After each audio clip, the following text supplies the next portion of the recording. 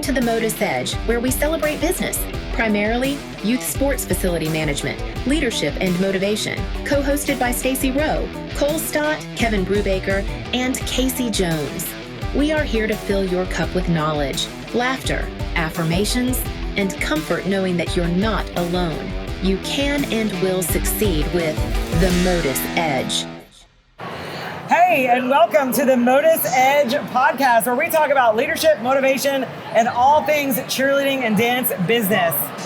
I am Stacy Rowe, and this is Casey Jones. And we are so excited to be here today at the CheerExpo Nashville Nationals. We are in the Parent Pavilion, hanging out. The weather is awesome. It's like 80 degrees out here. Oh my God, it's absolutely beautiful. Absolutely beautiful. The breeze is blowing. Nice breeze, yes. 80 degrees. Parents are hanging out. I know you guys can't see all of it, but there's games going on. There are bands. It is awesome. It is awesome. The band was phenomenal. We've got a live stream out here. Food trucks. Absolutely. Yeah. Absolutely. A big green space behind us too. Like kids are out there, like there's cheerleading teams warming up, but there's also kids out there just playing. Yeah. Which I don't know that there's any greater sight on earth than just kids just playing. So. You know, Casey, you don't even know this yet, so I'm going to share this with you, but our media team has been out and about all day. We've done backstage interviews, we've done parent interviews, coach interviews, athlete interviews, probably 50 of them.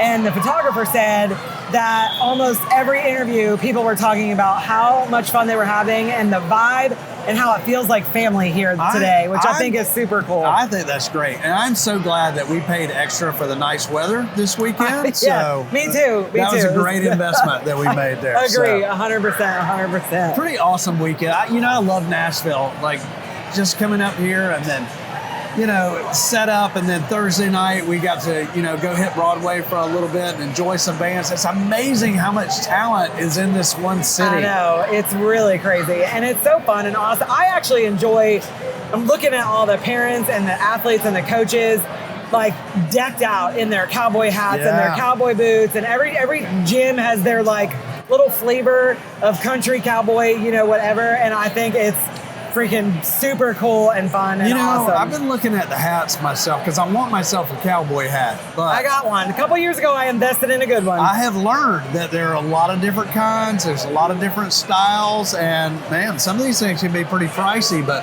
I agree. think I want the custom hat. Like, I want to go in where they steam it, make it to my head. I get to pick out my band that goes around. I love that. You get it. That's awesome. Maybe put a little gold toothpick in there, some turkey feathers. I went, I think it was 2 or 3 years ago, Chris and I went, and we invested in some really awesome we didn't get the custom ones, but we invested in some really good cowboy hats. It was a lot of fun. My next investment is I want to get a legitimate pair of cowgirl boots.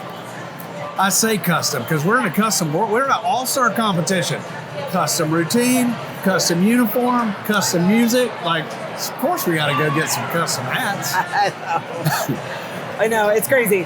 I think that we should talk a little bit about, what it takes to put on an event like this and how it's a lot, right? We did a lot of pivoting, a lot of resilience, a lot of amazing things. I think we need security. Oh my goodness gracious! Who is this guy right here?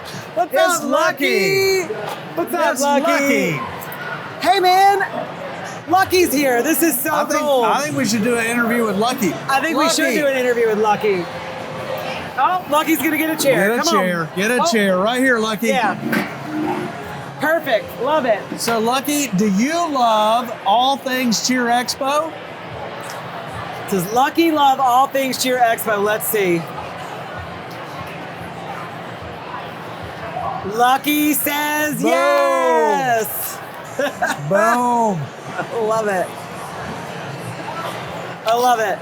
Uh-oh, Lucky. It's all right. That's all right. You got a question for us, Lucky? What you got to say? Lucky's going to ask us a question. Jinx. I can't cheat. Lucky is our CX Brands mascot. We love us some Lucky. He was on stage earlier, Casey. You missed it because you were out here doing Parapods. But I heard people came out, they were talking about Lucky's moves. He hit the Quan Waffle House order. You want us to get you some Waffle House, Lucky? No. No, you don't want some Man. Waffle House? What's my Waffle House order? The All-Star Special. Same. That's my Waffle House order. Scrambled eggs with cheese, plain waffle, bacon crispy. It's got to be crispy. And some hash browns plain. That's my order. How about you? I like the eggs runny. I get the grits instead of the hash browns. I get the sausage. I mix it all together. And I want them to bring out my waffle later because that's dessert. I do the same. We went, my husband and I, Lucky, we went to this fabulous place. My son had a soccer ID camp, and we went and found us a little local breakfast shop, and they had a gingerbread waffle. Could you imagine? Wow. A gingerbread waffle. That sounds amazing. Lucky's hungry now. All things sweet. So. Lucky's hungry. He's going to go eat at the food trucks. Yeah? Awesome. Thanks for coming out, Lucky. Thanks, Lucky. Thanks for crashing the podcast. Always fun when Lucky comes, so. It is always fun. That was fun. That was fun. Fun little visit from Lucky. That was awesome. So anyway, we're getting ready to talk about all the fabulous behind the scenes things at an event. Well, let's talk about what went wrong right off the bat. Let's do it. You know, we showed up at this event with one setup in mind, and talk about flipping the script. Like literally moved an entire hall in about 10 hours. Pretty much, and I think it's important to note that not only did our team move an entire hall, we had to it was already set up, so we had to undo it and then redo it. So it wasn't just a do, it was an undo to redo. And for those of you that don't know, that entails spring floors and production and lighting and sound, and all of that stuff had to be moved from one hall to another, all to be crazy. ready to go the next day. But hey, we did it. We did it, and it was Teamwork. important to do it because at the end of the day, we want to make sure that everybody has a great experience, and it was just going to be a better experience the way that we did it. And so, absolutely, and that's the thing. You know, we're in the kid business, and ultimately, we want to make these kids happy. We want to make sure that they have an awesome experience. You know, make sure they have a competitive experience, but how do we give them the best possible experience? I agree, and I think that the kids are having a blast. They seem to be loving it. We've got all kinds of stuff out here, like we said, and the weather's beautiful. Games. We got this big blow-up soccer thing over there. Kids are kicking soccer balls up against it. I think that's my favorite thing is the soccer ball game. It's like a soccer ball, what would you call it? Dartboard? Yeah. But soccer ball, which is big super fun. soccer balls. Imagine a big, giant Velcro bullseye. Yeah, so, very cool. I saw some kids actually with the soccer balls playing volleyball, kind of like bumping it to each other in a circle, which I thought was pretty cool too. So I mean, obviously, there's a lot of cheerleading going on here this weekend, but there's a whole lot of family time. Agreed. There's a lot of just fellowship. It's fun. It's been fun to be a part of and fun to watch. And I have to be honest, I felt very exhausted after setup on Friday and was, always getting things kicked off in the morning is a little crazy. But once everything settled into place, I was able to come outside, walk around, take a breath, and just be like, wow, this is really cool. And people are having fun. And like you said, fellowship, like families are here hanging out and having a good time. And just, I don't know, it's really cool to see. It's more than just about their kid competing. Right. And I think that is what's really cool. You and I, our kids are getting older. We're on the back end of some of this. I know you got a son still playing soccer. I've got a daughter who's on her last year of cheerleading. But when you see all these families and you see the fellowship and the enjoyment and the community, and they're sharing with their teammates, and the parents are sharing with their teammates' parents, and it's just cool, and it just lets us know that I agree. All the hard work, all the setup, all those things are worth it when you see people enjoying the experience. And we're not perfect. The weekend isn't going to be perfect, but we are definitely doing the best job that we can. Let's talk about this. What's your total step count at this point? Today is far fewer than yesterday because I was working box office for most of the morning, and that's sitting. But I am currently at 12K. How about you? 12K. I am at 20,000 steps today. Wow. Stacy's 20,000 steps today. And I took 35,000 steps yesterday. So going on 55,000 steps for the weekend. My dogs are barking. So you're saying it's good workout to be an event producer is what you're saying. Yes, it is. I actually rearranged. Luckily, I get the opportunity to do this. I rearranged my job for tomorrow, and I will be helping your wife actually pass out the rings. We have rings that we're giving our winners here this weekend. So if you win your division, you get a Nashville Nationals ring, and I am going to be helping your wife pass those out to force me to sit down and take a few less steps. Those are really tomorrow. cool rings, They are by very the way. cool. They look pretty. They are very cool. like them. I think the kids are going to be super excited about getting those. So. I can't wait. And I'm actually kind of excited about passing them out. So Yeah. it's a twofer. It's two birds, one stone. I'm going to have some fun, passing out some rings, and I'm going to force myself to stay seated. People usually aren't unhappy when they win, and they certainly aren't unhappy when they win and they get a prize for winning. I agree. So it's a good spot to have put myself. Yeah. So you guys do that. I'll hang out with all the teams that want to talk about their scores. I love it. All right, Casey, you ready for the dad joke? I am ready. Let's do it. Actually, my dad told me a joke about boxing. Oh, okay. I love it. I guess he missed the punchline. Ba-dum, boom. Oh, my goodness Hey, gracious. make sure we love our dad jokes. We hope you love our dad jokes. So make sure you send us your favorite dad jokes so we can share them on the show and give you a shout out. We got a brand new website at MotUSEdge.com, or you can DM us on our social media at joinmotus.com.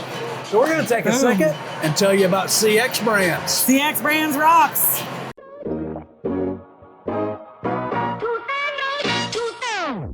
Get ready for an event experience that's all about you. CX Brands brings the energy with 4 unique competitions: the CheerExpo, CheerX, Excite, and Excel. 16 events across the country, each designed to deliver excellence from start to finish. When you think cheer events, think CX Brands. Find your event now at thecxbrands.com. That's THECXBRANDS.com. Experience excellence. Experience CX Brands.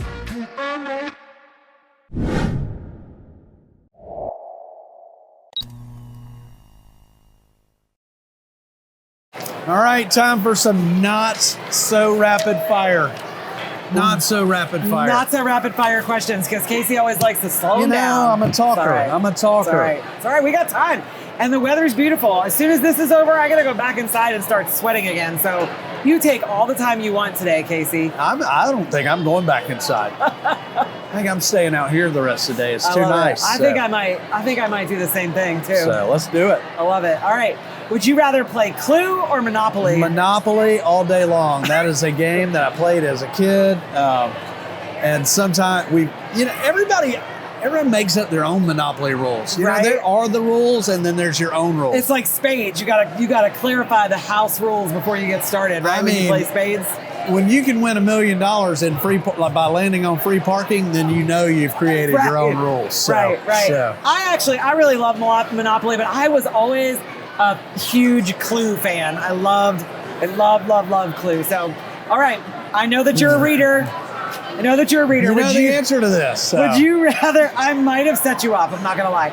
Would you rather read Stephen King or Nora Roberts? Nora Roberts, of course.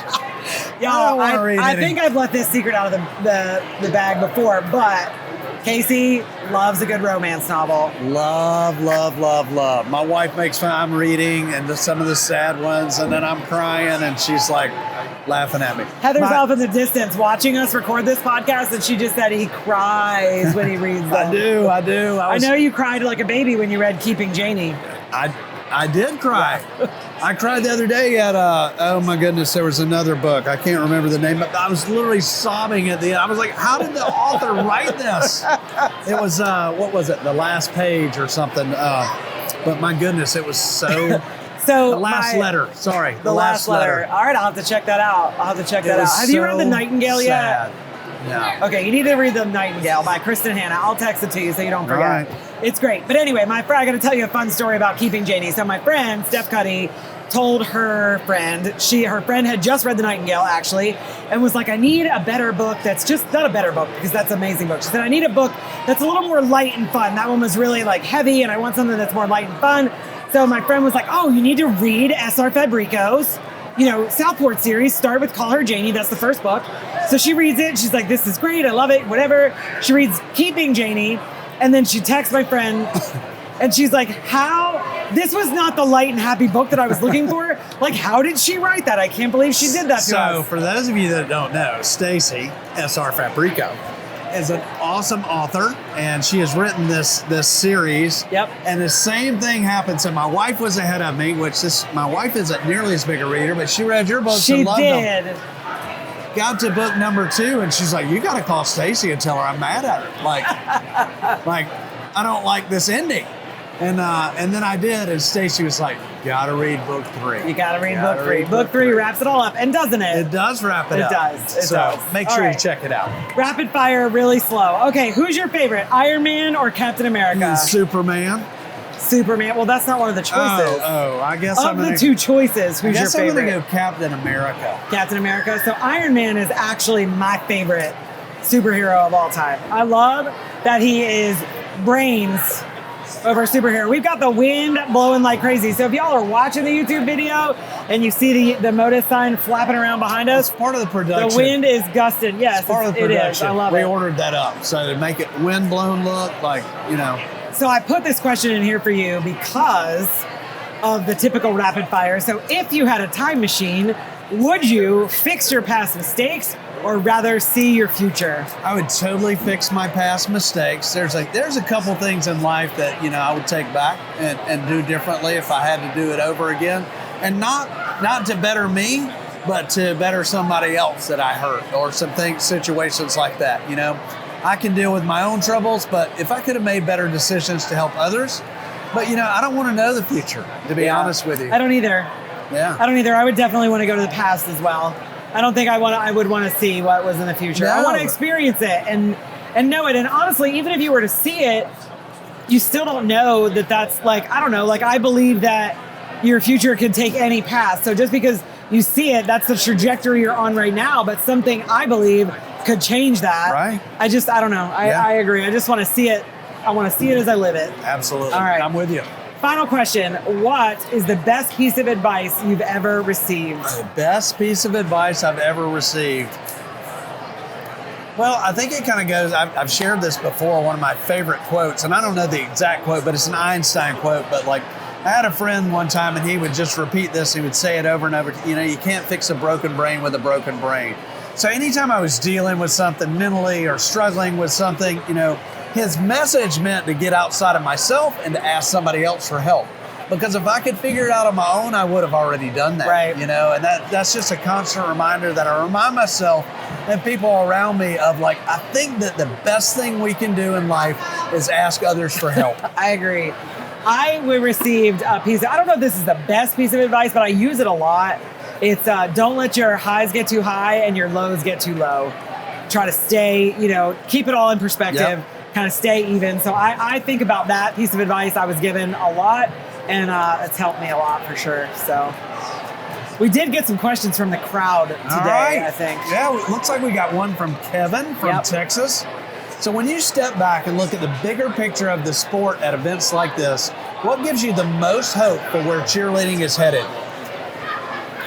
Honestly, I feel like events 20 years ago used to be a lot about the family fun and the experiences and the opportunities and just the coming together and a lot of opportunity for kids and parents and teams to spend time together.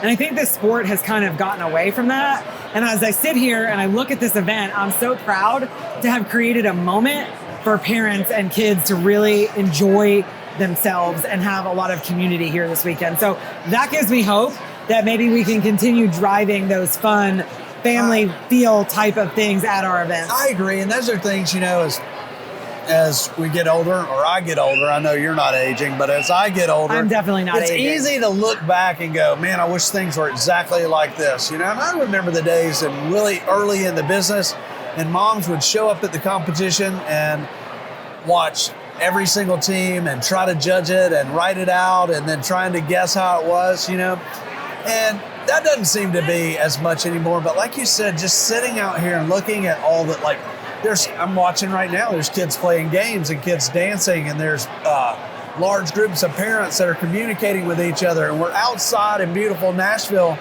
And this isn't the only place I've seen this year. I've seen it at other events and other competitions. Proud to say that we were able to have it at our competition, but that also gives me hope because people love that. And I think we crave community, and I think we crave socializing with others. And, that's one thing. Like, there's just no other team sport like all-star cheerleading. So. I agree. Super awesome. Do you want to share the community win, or do you want me to do it? All right. Let's do it. I gotcha. So one MotUS Edge, episode 59, talked about remembering why kids start cheer and dance in the first place. Because it's supposed to be fun. That really stuck with our staff. We started intentionally building small moments of encouragement and celebration into practices instead of just grinding through the skills. The shift was immediate. Athletes were more engaged, our younger teams grew in confidence, and our coaches said practices felt lighter. Sometimes the biggest win is remembering why we do this.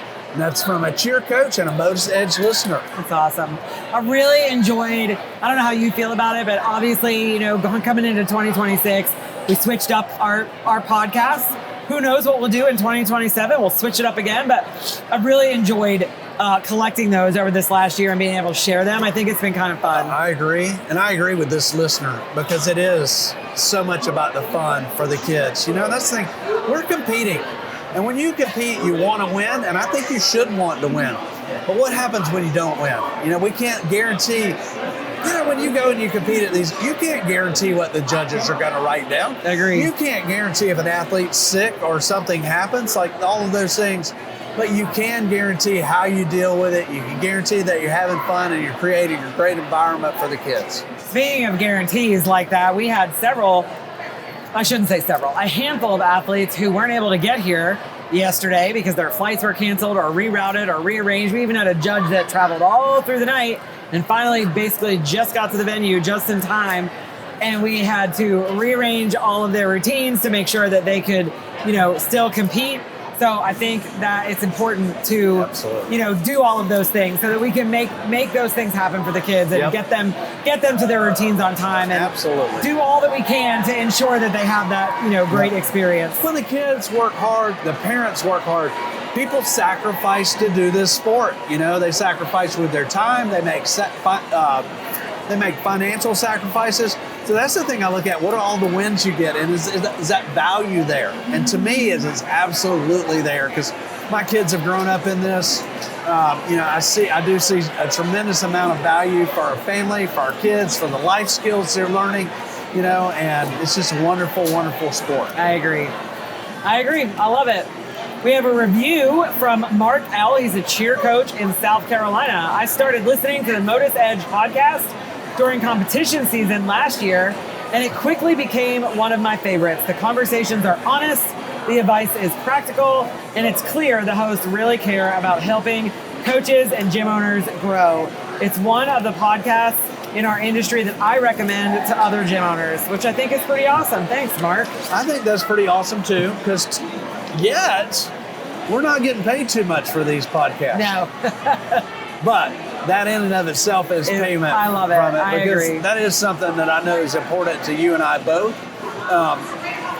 We want to see this industry be around forever. Agree. We want to help it grow. Yep. We want to be an active participant in helping it grow, doing the right things, and always, as we say with MotUS all the time, keeping the kids at the center of every single decision that we make is always so important. And recognizing, I feel like, when we aren't getting it right or we aren't doing it perfectly, how we can get better, how we can correct.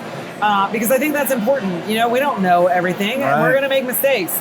But acknowledging those mistakes and working to do better in the future is for example, like showing up and realizing that, hey, the plan that we had in place is not going to be the best plan. And so we need to pivot. Okay, cool. Here we go. Let's do it. 55,000 steps later. Hey, we made it work. Yep. And I remember, getting a start in this business as a very young guy, in my early 20s. And, it started like, I would love to sit here and say that I got in the business for the kids. I didn't. I was 23, 22 years old. I didn't understand that aspect, but I'm proud to say that I've stayed in the business for the kids because now I get it, and that is the thing that's important. I used to want to beat the gym down the street. Well, I still kind of do, but I also want to see them thrive and succeed because I know when the guy down the street's growing, then we're growing. And I know through the growth of this sport that we're able to do far-reaching positive impact on more kids. So. I agree. I don't know that I've ever shared actually why I got into this, but I did get into it for the kids because my mom, I went to school, I got a math degree, but I really wanted to be a teacher because I wanted to be involved in positively impacting children. I wanted to be a teacher too. And so that's why I decided to become a school teacher. I very quickly learned after 2 years of teaching high school math that I knew that the system of teaching was going to wear me out over time. And I was like, I want to still work with kids and have a positive impact on kids, but I don't want to do it this way. So I opened up my gym. One of the main factors in that, though, was my mom had passed away when I was 21. And she had a baton twirling organization, much like All Stars today, where she taught the kids how to twirl. They had a band. They would go to competitions in Notre Dame and do all of these things. They were called the Sharpshooters. And I wanted, when she had passed away, we were driving, my husband and I, she passed away in March. That next December, I was in the car with my husband. We were driving home from New York. So he lived in New York at the time. We were driving back to North Carolina from our trip to New York to visit his family.